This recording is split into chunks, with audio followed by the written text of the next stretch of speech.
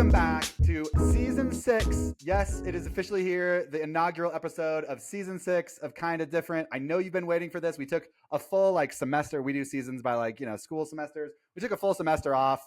I needed a break, but we are back and we are so excited about it. I am Dr. Matt Allen, the CEO and co-founder of Different Kind and your host for Kinda Different.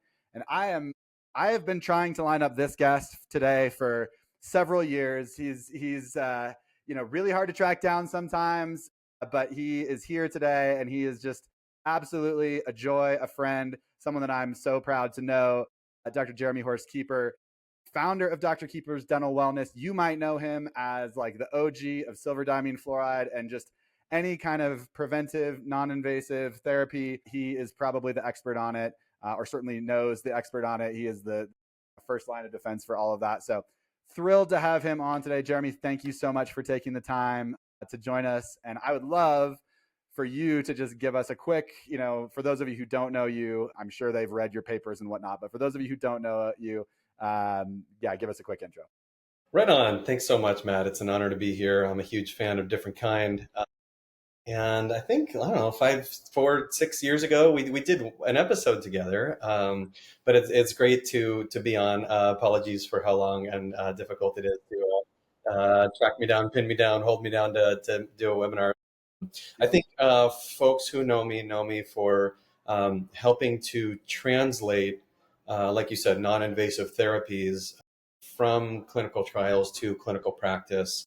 And get the policies in place behind them. So I've been kind of a nexus point for information about silver diamine fluoride, but that was that was the breakthrough drug medicine, whatever, and getting people focused again on glass ionomer, helping to introduce Curidont, coming up with iodine, which had been underutilized as a preventive, but we figured out you could use it as a treatment if you do this just right, etc. But basically the idea, like you said before we started recording, of trying to make oral health care and the experience of having teeth a little more human. So my thesis on that has been that if we are able to take away the physical invasiveness, if we're able to dramatically decrease the amount of tooth structure, bone structure that's being removed, then we can actually do more to heal the population, optimize health, and empower people into their own long-term health. So that's my focus.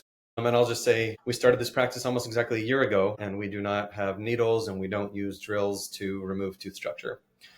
So if you can imagine that as a dental professional, what do you do if you don't have local anesthetic? Syringes.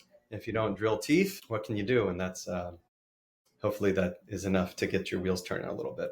Whew, yes, 100%, man. It's so good. And I have been in your office and it is a joy to behold, right? It's, you open cabinets and there's therapies, and medicines and, not drills, right? It really is an amazing thing. It is not minimally invasive, is essentially non-invasive, it feels like, right? So, it's an amazing thing. We'll talk a lot more about that. But I think that actually lends it, so we're talking about innovation, right? And you've obviously been innovating for a long time in terms of, hey, how can we do less, right? And one of the things I think is really interesting is, I think it's helpful from a sport analogy, right? If you think about coaching, right? The way that good coaches coach is they impose constraints on their players to help make the kind of desired behavior show up more often. So you might, if you're, coaching soccer, my kids play soccer and I coach them. We, do a lot of small field exercises, right? Where it's cool, I'm intentionally creating constraints so that you can see this kind of situation more often. And so the question that I kind of want to ask you is, you've obviously imposed a lot of constraints on your office in some ways. But how does that help you think in a more innovative way than hey, I have every technology? I think often we think about innovation as just more, the next. But I think innovation can also be constraints as well. So talk to me a little bit about how you feel about that and just your kind of perspective on that from a day-to-day basis. Yeah, I mean, I think that's exactly right. Is how can you constrain things to drive yourself forward, to bring out innovations that otherwise wouldn't be focused on.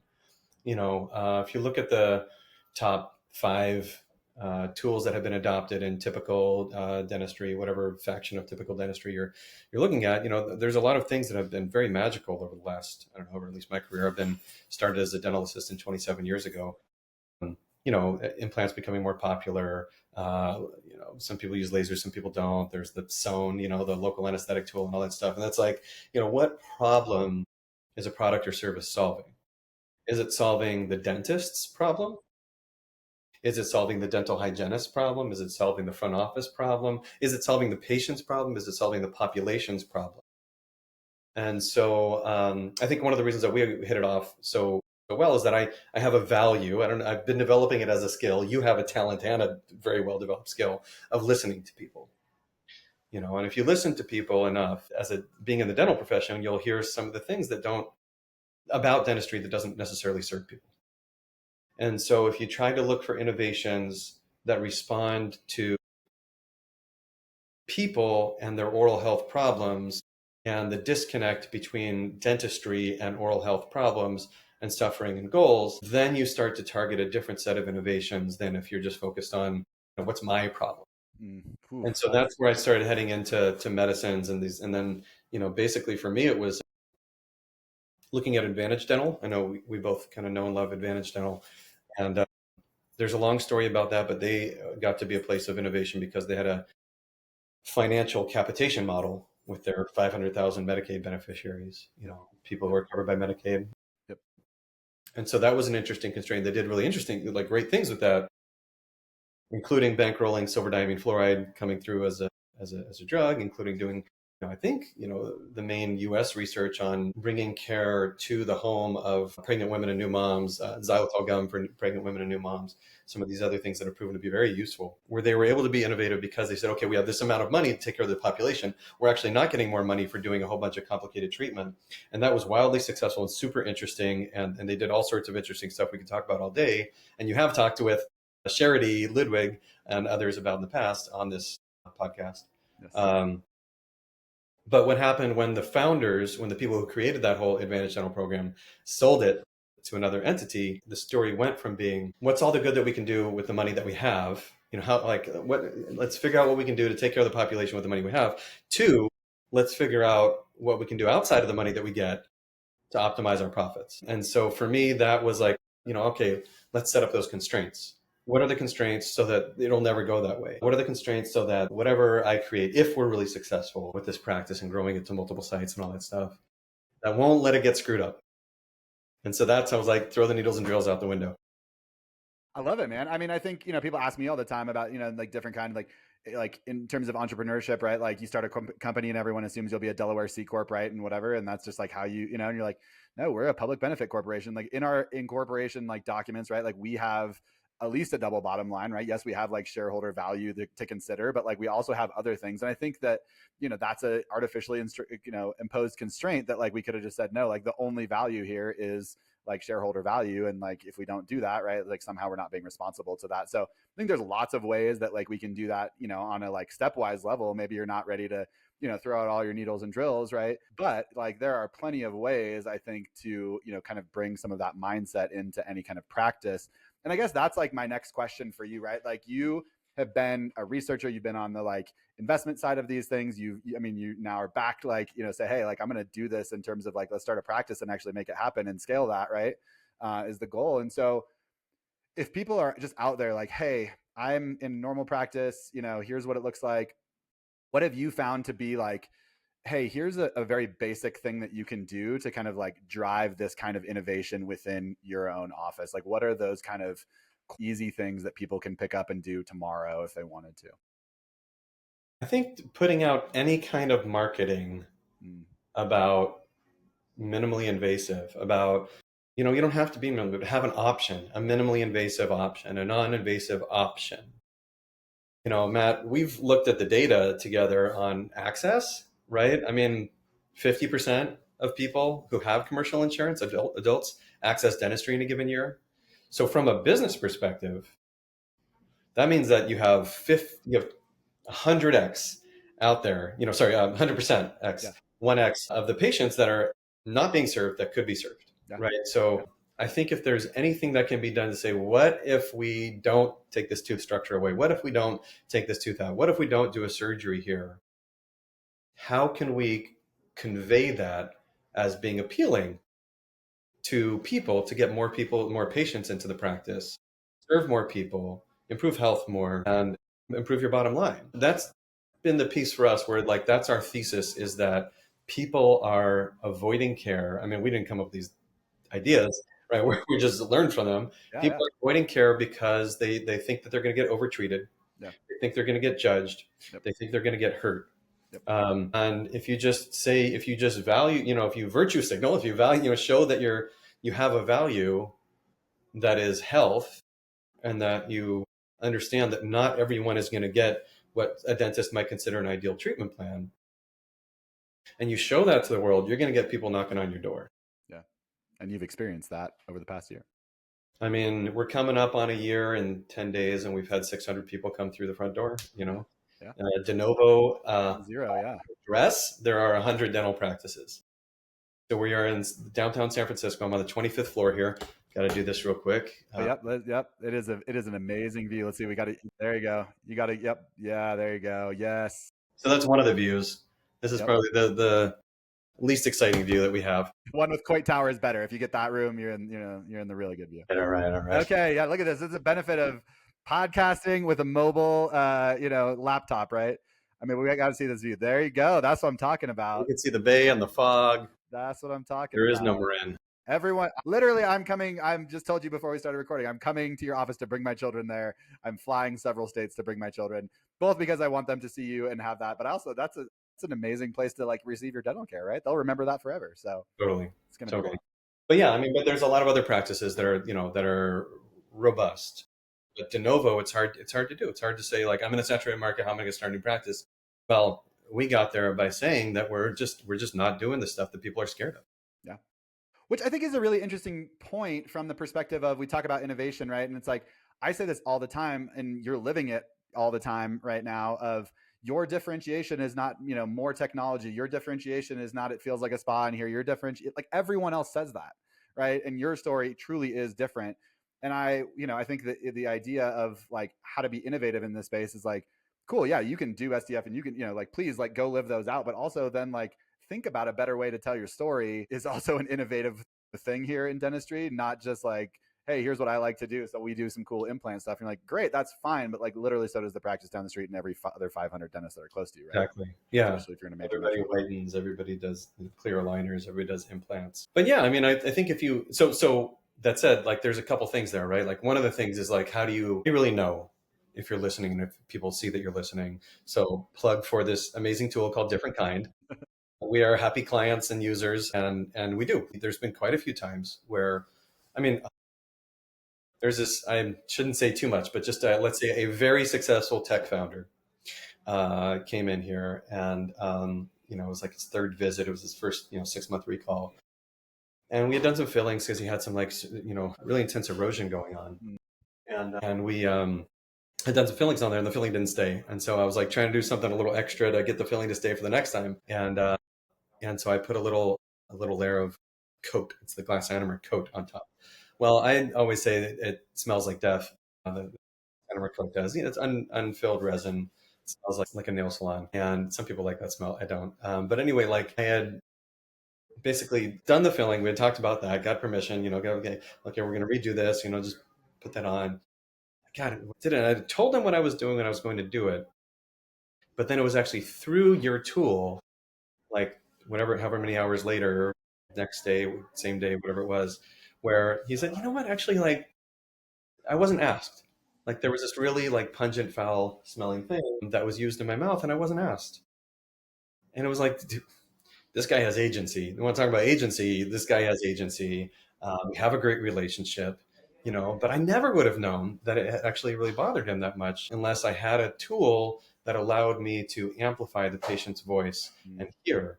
Right. And it wasn't one of my staff members. It was this guy right here. It was like me that did that thing in the moment without asking and without, informing ahead of time, whatever. So I think that's really important, is to not only listen, but like do more to listen, figure out other ways to listen, have your staff ask afterwards, use different kind.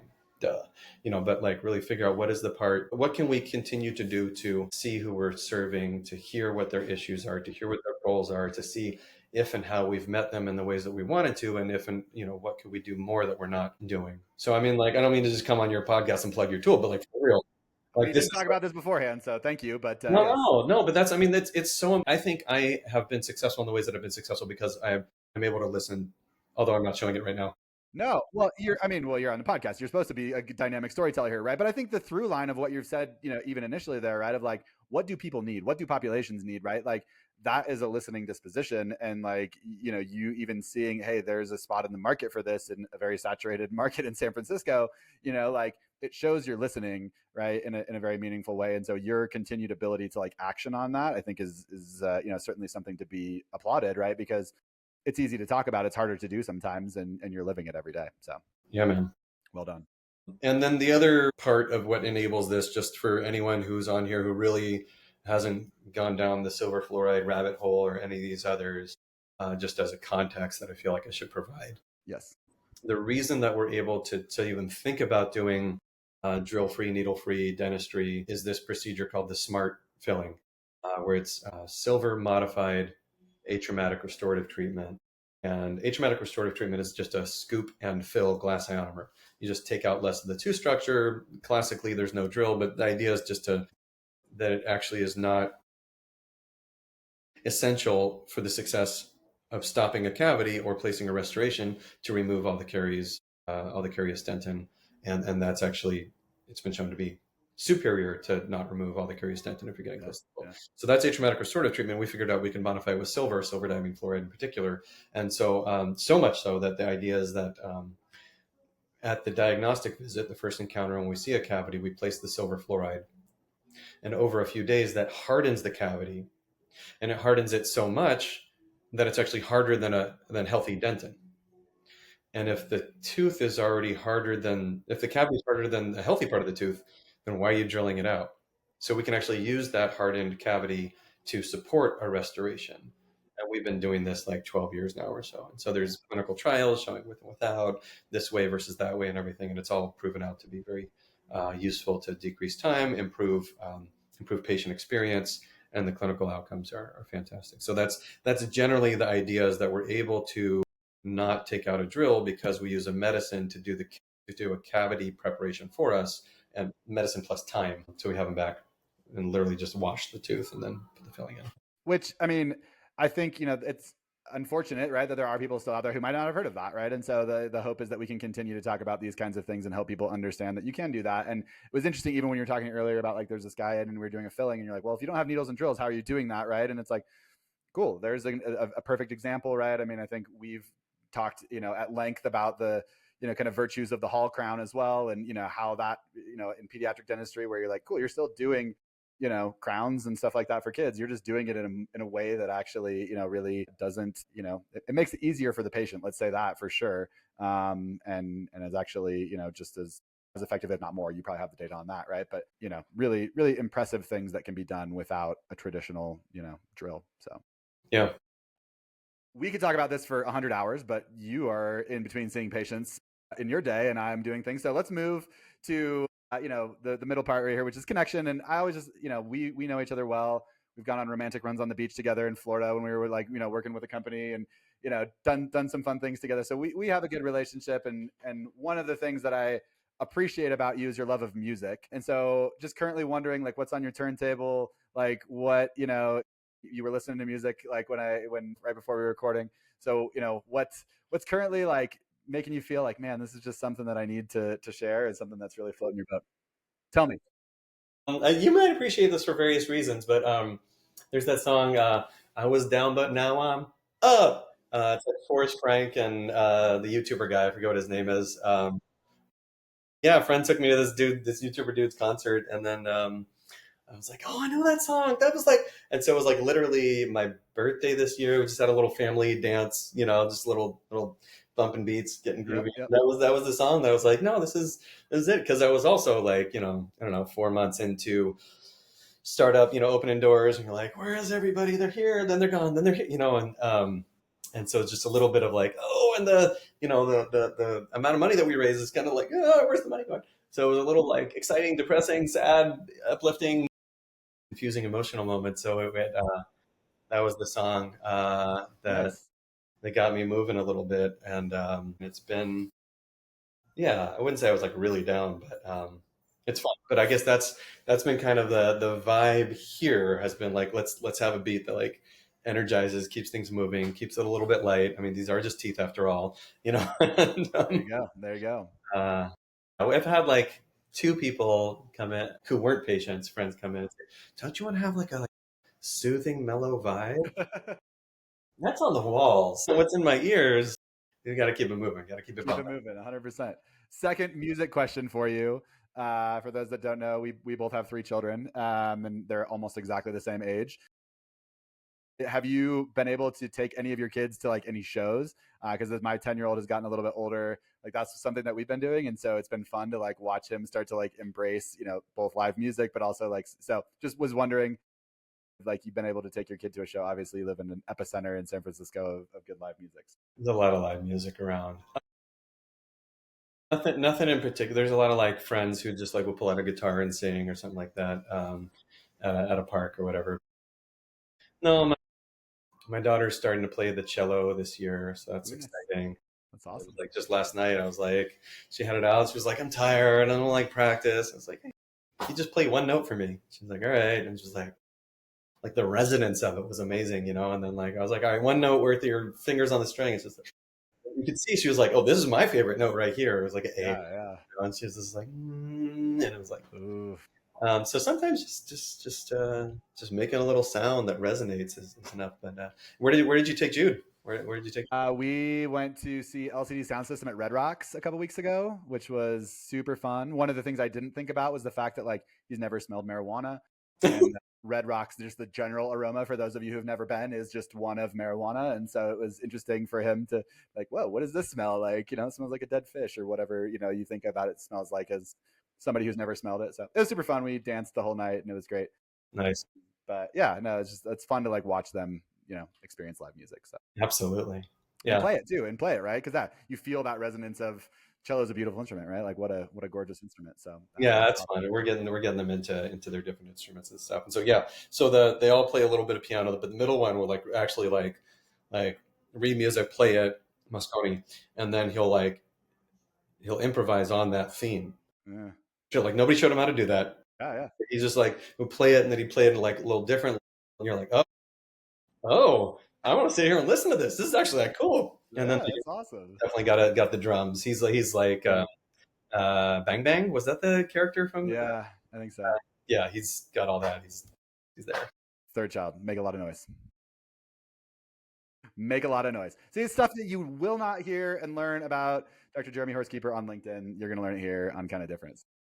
Okay, let's move on to our last kind of topic, which is Bam Bam. yeah, Bam Bam. There you go, Bam Bam, not Bang Bang. Yeah. What did you say? I said Bang Bang. Bang Bang. Yeah, Bam Bam. There you go. Making healthcare more human. From Bam Bam to making healthcare more human, making oral healthcare more human. Obviously, you've been around the block in terms of like kind of thinking about care models and all these different things, and you experience healthcare, I think, in a different way because of the way that you are innovative and how you think about it. Just curious to something that you've had like when you've been a patient. I always love hearing like people's stories of like, hey, I was a patient somewhere else and here's something that like really resonated with me, something they did, something that like you saw, you're like, wow, like why don't we do that in oral health or whatever. What can we learn from your specific experience outside of maybe it was in dentistry too, that's fine, but just somewhere else when you were a patient? Do you have a story that comes to mind? I mean, for me as in dentistry, yeah. So I have two little vignettes. One's real short, and the other is opening a topic. Uh, but yeah, basically when I was a dental student, we were checking each other out. Mm-hmm. One of my classmates was like, "Yo, I think he has a whatever the terminology at the time was. We didn't say initial lesion, but whatever it was like incipient, whatever. One of those old words that most people still use. A non-cavitated initial caries lesion was what he was trying to communicate on the occlusal of 3 or whatever it was. And the faculty came over and picked up the Explorer. And I just remember like this pink skin and the sweat on his brow. And he pushed so hard with the Explorer into my tooth that his whole elbow was shaking because he was pushing so hard. And I just like, I developed a dental phobia just in that moment. And it was because of how it was framed that I had been through 2 years of dental school where it was like, don't break something that's not broken. And so it just like, I cognitively, consciously thought that it was the wrong thing to be doing. And this is exactly what this person was doing to me. And I had no control over it. Like, yeah. So that's one. Two was I had this like infection in the cuticle of my fingernail. Mm-hmm. And I like, I was in dental school also. And I was like, all right, well, I'm at the University of Washington. Like, let me get, there's an expert somewhere that can like answer this, right? Like, this is probably the best chance that I'll get to have like an actual expert like help me figure this out. Cause it would go away, it would come back, I'd soak it in salt water, I'd take antibiotics, and like, and it would, you could be gone for a while and it would come back. And I found this old guy who was like a dermatologist, infectious, whatever specialist. And like, he had the residents and we were like, okay, but I forget what he said. He's like, it's yeast. It's not this bacteria, but you can use the bacteria because you get secondary infections. It doesn't look that bad. And he said, look, really, this is what you're experiencing is that inflammation comes and goes in the body. And inflammation mainly comes from your diet and stress. And if you try to do things to control the inflammation that's in your body, then this little symptom of imbalance in your body is going to go away, but it's also going to help the rest of your body. And this, Matt, is something that I tell people all day, every day with gum disease, right? And it just having that perspective of a like this wise old professor coming and saying like, this is just part of your body. You're just seeing it here because it's manifesting here, but there's this whole other issue going on. That leads you to think, okay, whoa, like, but as a dentist, like it's not my job to fix this one little 5 millimeter pocket. It's my job to help someone understand that there's inflammation throughout their body that's finding local irritation.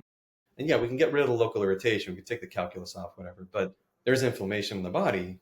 So the biggest thing that I can do to help this person is help them understand that and then, figure out where their values and goals are to help them set their dietary or exercise or stress handling changes will decrease the inflammation in their body. And holy shit, that's going to have a much bigger impact on their life than, me doing a little something with their tooth. Dude. I mean, I'm positive it was you who sent me Weston Price's, tome, right? I think it's nutritional degeneration, right? Nutrition and physical degeneration. Physical degeneration. There you go. Missing a word. Yeah, and I mean, you start to think about it from that perspective, and you're like, oh yeah, that's. We think about our job a lot differently when we think about those kinds of things. So that's a great story. I love it. Yeah, and I mean, in both of those, right? Of like how trauma can quickly be created, right? In a moment that doesn't feel like you're like, this is just my normal job and it feels really traumatic to, hey, what does the future of integrated care look like? And how does that feel for a patient, right? I think it's always different when we put ourselves in the chair instead of, in the patient kind of position instead of in the provider position and the healthcare, professional position. So I love both of those stories. Those are great ones. And I had never heard them. So thank you for sharing. That's awesome. Thanks for asking. Yeah. So I'm sure, people are going to want to find out more about what you're doing, but this is not just you, right? This is a movement and there's like more of this happening. So if people want to get in touch with you or find out more about like, hey, I'm interested in, chatting with folks who are doing this kind of thing, starting a practice that looks like this, maybe just incorporating more of this into my practice, where should they go? Tell us more about like, hey, how do I learn and sit at the feet of, Dr. Jeremy Horst Keeper and, the contemporaries that are doing similar things? Yeah, well, hopefully we can sit in a circle together and learn from each other. I mean, really, because Yeah. I'll be the first to say that as a past scientist and policymaker and clinician, running a dental practice is no joke. It is a lot. And so I want to go to the people that have been doing traditional dentistry and be like, all right, like how do you make this work? How do you whatever? Like really, really, really. Yep. Anyway, all that said, yeah. So thank you for the lead in. I want to have everybody know about something called Moby Dental. So this is a national nonprofit that's sort of a membership organization, but the goal is to get the word out about minimally invasive care and get patients to minimally invasive care. So mobydental.org, Moby like Moby Dick, dental.org. And it sprouted out of one of the really robust teams of dental hygienists that go out to where people are and provide non-invasive, minimally invasive care to people, in this case, long-term care facilities, older adults, nursing homes. There's a team called Sound Dental, as in Puget Sound around Seattle area, where, I mean, they were doing the kind of care that I wanted. And part of what I'm doing here is validating the care that they provide by doing silver fluoride and just, debridement and not doing surgery on everybody and not keeping it simple. But anyway, they've been very successful in Washington State, and they had the goal of getting the word out to patients about like where you can find providers like this, and thereby expanding the market, expanding awareness, improving health. And so they created Moby Dental. And so if you go check it out, you can say, I'm a patient, and look for a provider in your area. Hopefully you're a dental provider, a dental practitioner, as Matt Allen taught me to say. And there's not somebody in your area, and you could say, hey, you know what? I do believe, or I do offer this type of minimally invasive care, and have it on my website or whatever it is. And you could join and have patients sent to you, because people do come to us from that. So thank you for asking. That's my plug of the day. Love it. Well, no, I think it's a super important, kind of piece, right? Because I get the question all the time. And I unfortunately, like, I literally had somebody like at Different Kind, like an employee, be like, where should I go get dental care? And I'm like, I don't know, right? It's like a really hard thing when you don't have an office and you can't just like be like, yeah, I can take care of you, right? So I think it fills an important need in, the community, the global community of like, hey, where can I receive the kind of care that, I would like to receive? Totally. Sweet, man. Well, thank you so much. I mean, we will have a beer or a drink or whatever it is at some point and continue the conversation. But I'm just excited to be able to share some time with you today. Hopefully, continue to bring the word to more and more people about what you're doing in San Francisco. Recent winner of SF Best of the day. Best of the Bay, best dental practice in SF, which I don't know like how often awards get it right, but certainly they got it right in this case. So Thank you. well done. And yeah, man, just really thrilled with what you're doing, how you're doing it. And yeah, I'm excited to keep the conversation going over the years here. Thank you so much, my friend.